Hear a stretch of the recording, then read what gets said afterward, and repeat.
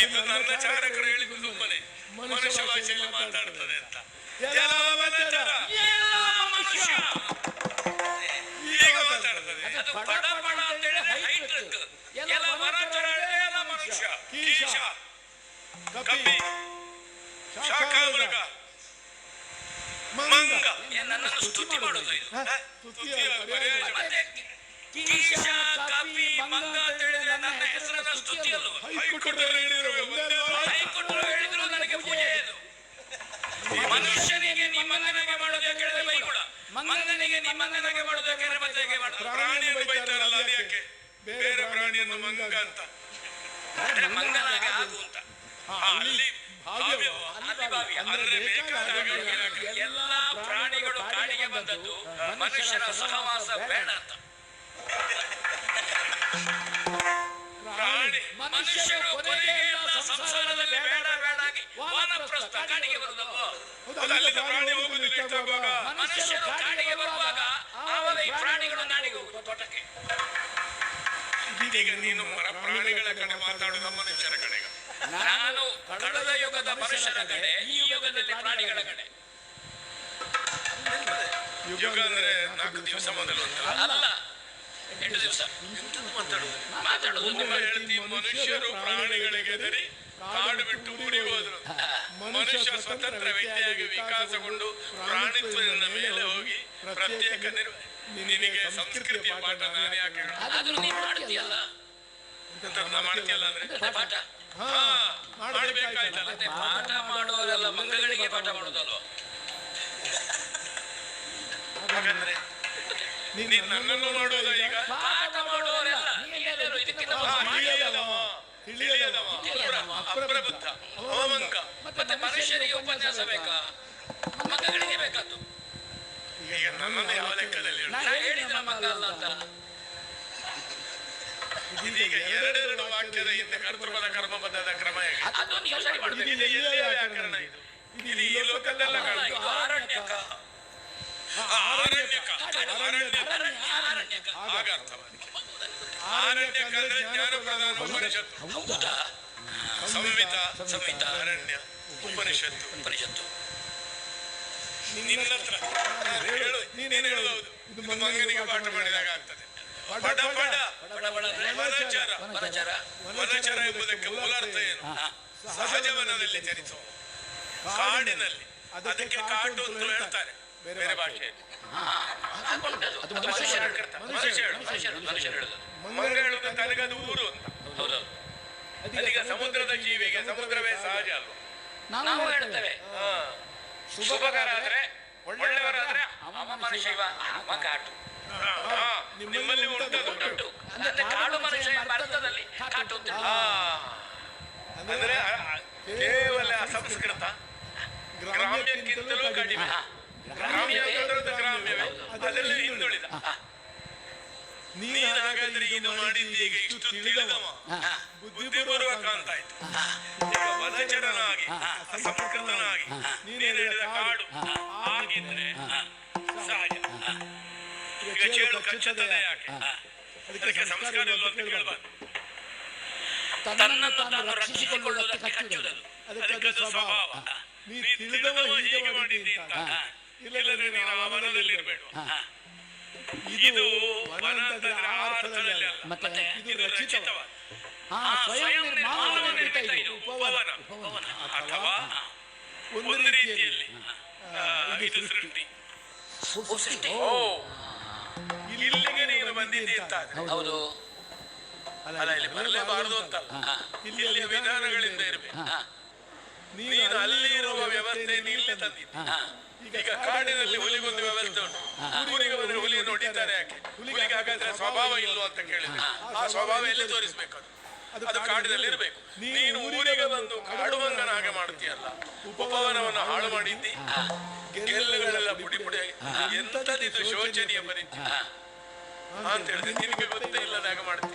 ನೀನೇ ಮಾಡಿದ್ದು ಯಾಕೆ ಮಾಡಿದೆ?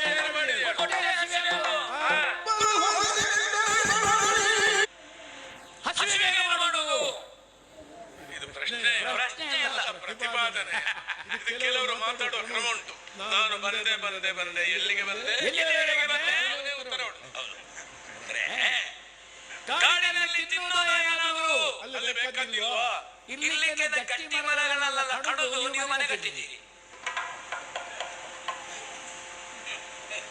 ಹೊರಗಿನಿಂದ ಕಾಣುವಾಗ 4 ಸಸಿಗಳು ಬಿಟ್ರೆ ಕಾಡಿನ ಒಳಗೆ ಏನಾದ್ರೂ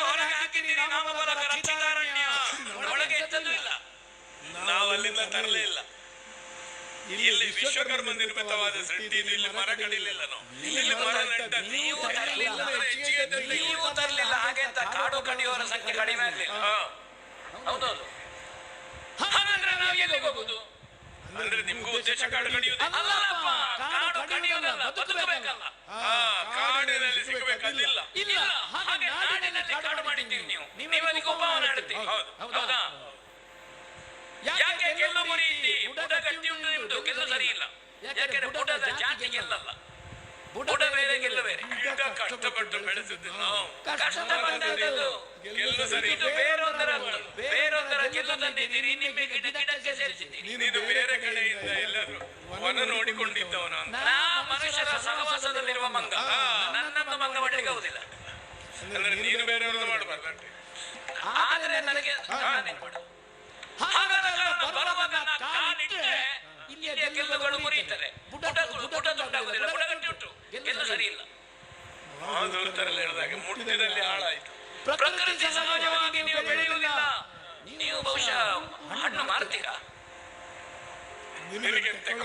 ಮಾರಾಟಕ್ಕೆ ಹಣ್ಣು ಸಿಗಬೇಕು ಅಂದ್ರೆ ನೀವು ಎಂತದೋ ಬುಡಕ್ಕೆ ಹಾಕ್ತೀರಾ ಅಂತ ಮರ ಗೊಬ್ಬರ ಎಲ್ಲ ಬೇಕು ಇವರಿಗೆ ಅಲ್ಲದಿದ್ರೆ ಗೆಲ್ಲು ಮುರಿಯೋದಾಗೆ ಇಲ್ಲದಿದ್ರೆ ಕಮ್ಮಿಗಳು ಆಗುವಾಗ ಗೆಲ್ಲು ಮುರಿಯೋದಂತೆ ನಮ್ಮಲ್ಲಿ ತುಂಬಾ ಸಹಜವಾಗಿ ಬೆಳೆಯುತ್ತೆ ಪ್ರಕೃತಿ ಸಹಜವಾಗಿ ಎಲ್ಲಿಯಾದ್ರೂ ಬೆಳೆಯುತ್ತ ಮರ ಮಂಗಗಳು ಹಾರುವಾಗ ನಮ್ಮಲ್ಲಿ ಮುದಿ ಮಂಗಗಳು ಅದಕ್ಕೆ ದಟ್ಟ ಅಂತ ಹೇಳುದು ನಮ್ಮಲ್ಲಿ ದಟ್ಟ ಅಂದ್ರೆ ಮುದಿ ಮಂಗ ಅಂದ್ರೆ ಬುದ್ಧಿ ಇಲ್ಲ ಅಲ್ಲ ದಟ್ಟ ಅಂದ್ರೆ ಮಂಗಗಳಲ್ಲಿ ದಟ್ಟ ಅಂತ ಹಾಗೆ ಹೌದೌದು ಈಗ ಹುಲಿಗಳಲ್ಲಿ ಮರಿಪುಟ್ಟ ಇದ್ದಾಗೆ ಅಂತೂ ಮಂಗಗಳಲ್ಲಿ ವಿದ್ವಾಂಸ ಮಂಗಗಳಲ್ಲಿ ದೊಡ್ಡ ಜಾತಿ ಆದ್ರೆ ದಟ್ಟ ಹುಲಿಗಳಲ್ಲಿ ದೊಡ್ಡ ಜಾತಿ ಆದ್ರೆ ಮರಿಪ ಅದರಲ್ಲಿ ದೊಡ್ಡ ಜಾತಿ ಮರಿಪರು ಹುಲಿ ಅಲ್ಲ ಅಲ್ಲ ಮತ್ತೆ ಅಚ್ಚಿರೋತೆ ಇದ್ದ ದಟ್ಟರೆಲ್ಲ ಮಂಗಗಳು ಅಲ್ಲ ಮಂಗಗಳು ಜಾತಿ ಅಂತ ಕಮ್ಮಿಗಳು ಹಾರುವಾಗಲೂ ಗೆಲ್ಲು ಮುರಿಯಲಿಕ್ಕಿಲ್ಲ ಗೆಲ್ಲು ಮುರಿಯದಂತೆ ಹಾರುವಂತ ಒಂದು ಸಾಧ್ಯತೆ ಅಲ್ಲ ಈಗ ಗೊತ್ತಿರುವುದಲ್ಲ ಅಲ್ಲ ಈಗ ಸಹಜವಾಗಿ ಬೆಳೆಸಿ ನೀನು ಹೇಳಿದ ಯಾವ ವಿಕಾರಗಳು ಇಲ್ಲದ ಗಟ್ಟಿಯಾದ ಮರಕ್ಕೆ ಹಾರಿದ್ರೆ ಮುರಿಯುತ್ತದೆ ಅಂತಾದ್ರೆ ಅದು ಮಂಗ ಅಲ್ಲ ಅಲ್ಲ ಅದು ನೀವು ನೆಟ್ಟು ಬೆಳೆಸಿದ್ದು ಸರಿಯಾಗಿಲ್ಲ ಅಂತ ಅರ್ಥ ಅಂತೂ ಕಾಡು ಮುರಿಯುವುದು ಬೇರೆ ಅದರ ಮೇಲೆ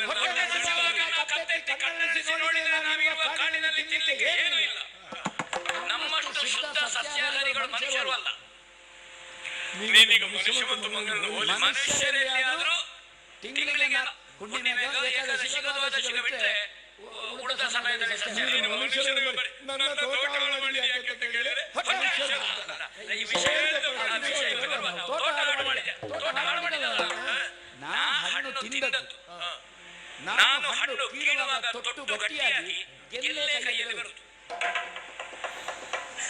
ತೊಟ್ಟು ಕಳಚುವುದಿಲ್ಲ ಹಣ್ಣಾನು ಹೋಗುವಾಗ ಆವರಣ ಹಿಡಿಬಿತ್ತು ಹಣ್ಣಾದ್ರೆ ಅದು ತೊಟ್ಟು ಕಳಚಬೇಕು ನಿಮ್ಮಲ್ಲಿ ಯಾವುದು ಹಣ್ಣಾಗುದಿಲ್ಲ ಅಲ್ಲ ಕೈ ಹಾಕಲಿಕ್ಕೆ ಅಧಿಕಾರ ನಿನಗೆ ಕೈ ಹಾಕಲಿಕ್ಕೆ ಕಪ್ಪಿಯಾದ್ದರಿಂದ ಅಧಿಕಾರ ಇದು ಒಳ್ಳೆ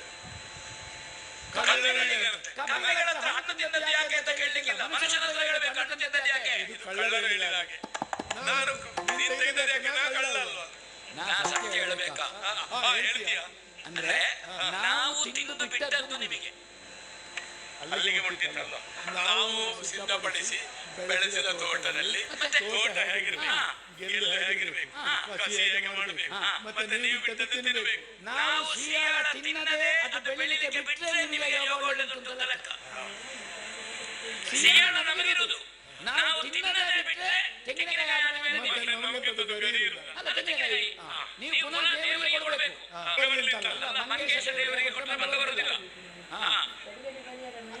ಮಂಗ